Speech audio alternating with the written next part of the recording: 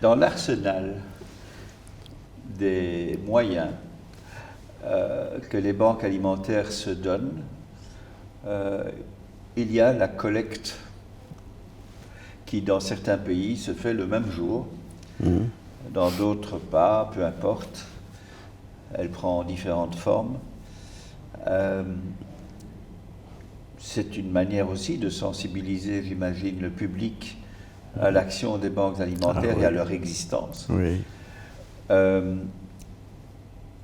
Depuis quelques années, on voit une décroissance, après une croissance continue et exponentielle du résultat de ces collectes, on observe une stagnation, voire une décroissance des résultats. C'est peut-être dû à l'évolution de notre société, c'est peut-être, dans les dernières années, dans les 2 dernières années, c'est certainement dû à la situation sanitaire. Oui. Mais quel serait le mot d'encouragement que vous voudriez donner à ceux qui vont continuer à organiser cette collecte alimentaire, et ils sont nombreux? Oui. Je crois qu'il faut avoir confiance, il faut persévérer.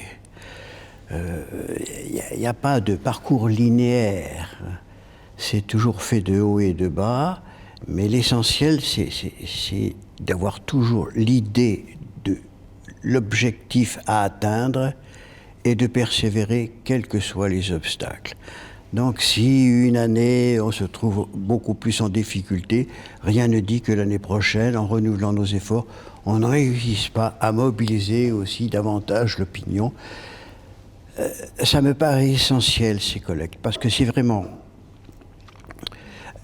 sensibiliser les populations pour qu'elles ne se reposent pas seulement sur des associations, mais qu'elles soient elles-mêmes acteurs de la lutte contre la pauvreté et de gens qui ont faim. Personne ne peut se passer de l'alimentation, riche ou pauvre. Donc le faire un don alimentaire, c'est quand même significatif d'une solidarité concrète, plus que de donner de l'argent, je trouve. Parce que là, il y a un lien viscéral, en quelque sorte. La nourriture, c'est un bien dont toute personne a besoin. Et le partage est essentiel.